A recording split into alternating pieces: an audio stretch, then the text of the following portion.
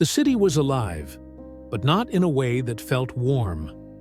New York had a way of making you feel like you belonged to something greater, or like you were completely invisible. The rain drizzled steadily, making the pavement glisten under the golden streetlights. People rushed past, huddled under umbrellas, lost in their own worlds. No one had time to stop. No one noticed. Taylor Swift pulled her coat tighter around herself as she walked along the damp sidewalk. There were no flashing cameras, no security detail, just her and the city she had once written so many songs about. A place that had given her everything, and yet she knew it had taken so much from others. Then, just as she passed the old bookstore on the corner, she saw him. A man sitting beneath the awning, his coat tattered, his fingers red from the cold. The cardboard sign beside him, barely held together with tape, had just 5 words scrawled across it. "I once wrote songs too." Taylor's breath caught for a second. "Before we continue, tell us where you're watching from. And don't forget, tomorrow we have another powerful story for you. Make sure to subscribe so you don't miss it." She could have kept walking. Most people did, but she didn't. Taylor hesitated for just a moment before stepping closer. The man barely looked up. His fingers clutched a notebook, edges frayed, pages warped from the rain. It was the look of something well-used, well-loved, but forgotten. "Hi," she said, softly, crouching down so they were at eye level. The man blinked, surprised. He hadn't expected anyone to stop, let alone Taylor Swift. For a second, he didn't say anything. Then, almost defensively, he tapped the sign beside him. "I wasn't lying," he said, voice rough, but holding something deeper beneath it. "I used to write songs." Taylor tilted her head, curiosity sparking in her eyes. "Tell me about them." The man scoffed lightly, shaking his head. "Not much to tell. I had a band once. We played bars, small gigs, had dreams bigger than our pockets." He exhaled, his breath visible in the cold. Then life happened. A long pause. Taylor could have said something comforting, something polite. But instead, she reached out toward the notebook. "May I?" she asked. The man hesitated, his fingers tightening around it. It was the only thing he had left of who he used to be. But then, something in Taylor's expression, understanding, not pity, made him loosen his grip. He handed her the notebook. Taylor flipped through the pages, reading the lyrics, the scribbled notes, the chords drawn in careful detail. And then, something incredible happened. Her lips parted slightly. She knew this song. "Before we continue, what would you have done in this moment? Would you have stopped or kept walking? Drop your thoughts in the comments." Taylor's fingers traced the inked lyrics on the weathered pages, her brows furrowing slightly as she read. Something about the melody, the words. It felt familiar. She hummed softly, testing the flow of the lines. The man straightened, his tired eyes sharpening. He knew that hum. "You've heard it before," he murmured, barely believing it himself. Taylor glanced up. "Not exactly, but I recognize the emotion. It's real, it's raw, and it's good." A flicker of something, long buried, sparked in. The man's expression, "I wrote that song years ago. Never got to finish it." He let out a dry chuckle. "Guess it doesn't matter now." Taylor shook her head. "Of course it matters.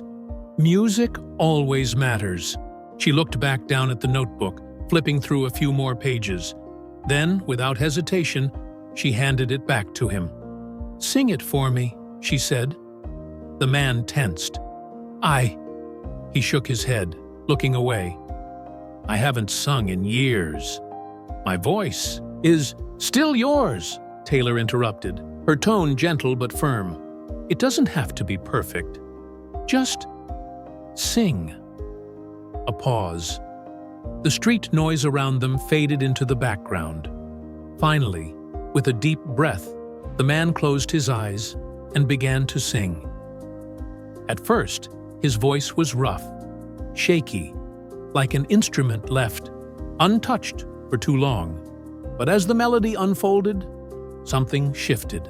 The words poured out, not just as lyrics, but as a piece of himself he thought he had lost. Pedestrians slowed, glancing curiously. A few even stopped. Something was happening here. Taylor watched, a small smile forming. This wasn't just a song, it was a revival. When he finished, the city noise crept back in. But the moment? That moment stayed. Taylor clapped softly, her voice warm. "That was beautiful." The man looked down at his hands, as if realizing for the first time that they weren't empty. "You still have it," she said. "You just forgot." For the first time that night, the man smiled. What do you think? Can someone truly lose their talent? Or is it always there, waiting? Drop your thoughts below. The air was thick with something unspoken. Not pity, not charity. Something deeper. Taylor leaned back against the worn brick wall, studying the man. "You said you never finished it. Why not?" He let out a short laugh, shaking his head. "Life happened. Dreams don't pay rent. I tried to make it in Nashville once, but, well..."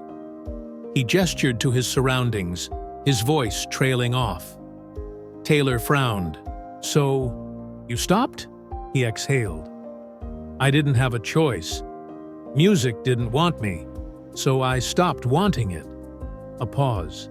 Taylor crossed her arms, tapping her fingers against her elbow. "That's not how music works," she said, tilting her head.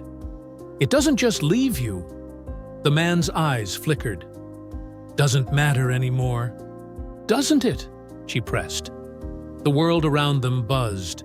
Cars honking, distant laughter, the hum of neon signs flickering above. But right here, in this moment, only one thing mattered. Taylor pulled out her phone, scrolling for a second before holding it out. "Come with me tomorrow," she said. The man blinked. "What?" She turned the screen toward him, a recording studio address. "I want to hear that song finished," she said simply. He stiffened. I can't just walk into a studio." "Why not?" "Because people like me..." He stopped himself, exhaling sharply. "Because that world isn't mine anymore." Taylor arched a brow. "Says who?" He hesitated, glancing down at his notebook. The pages felt heavier now, weighted with possibilities. "I don't know, Taylor," he muttered. She smiled. "Good. That means you're thinking about it." The man huffed a laugh despite himself. "You're really not gonna let this go, are you?" Taylor shrugged, grinning. "Nope." A pause. Then, slowly, he nodded.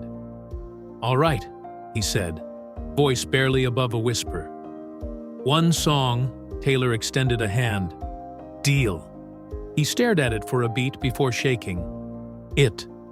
And just like that, under the glow of flickering streetlights, something changed. A moment ago, he was a man with nothing. Now, he had a reason to show up tomorrow. What would you do if you were given a second chance at your dream? Would you take it? Drop your thoughts below. The next morning, the air inside the recording studio was thick with quiet anticipation. Taylor sat on a stool, watching as the man stood in front of the microphone, notebook trembling slightly in his hands. He cleared his throat, shifting on his feet. "Feels weird being here." Taylor chuckled. "Good weird or bad weird?" He exhaled. Both. The producer adjusted the levels. All right, let's run through it. The man took a deep breath, gripping his notebook tighter. Then, he began to sing. At first, his voice was cautious, as if afraid the years had dulled it. But as the melody carried, something clicked. The hesitation faded. His voice grew stronger. Taylor watched, a small smile pulling at her lips. She had heard thousands of voices in her career. But this was something special. By the time the final note faded, the room was silent. The producer turned, stunned. Man, that was incredible. The man let out a breathless laugh, shaking his head. I don't even know what to say. Taylor leaned forward. Say you'll come back tomorrow. He blinked. What? You're not done, she said simply. One song isn't enough. You belong here. His throat bobbed, emotion rising fast. I can't just... You can, Taylor interrupted softly. You just did. Silence. Then, slowly, he nodded. For the first time in years, he wasn't just a man surviving on the streets. He was a musician again. What if your greatest moment was still ahead of you? Would you chase it? Let us know in the comments. And if this story inspired you, make sure to subscribe, because tomorrow we have another powerful story waiting for you.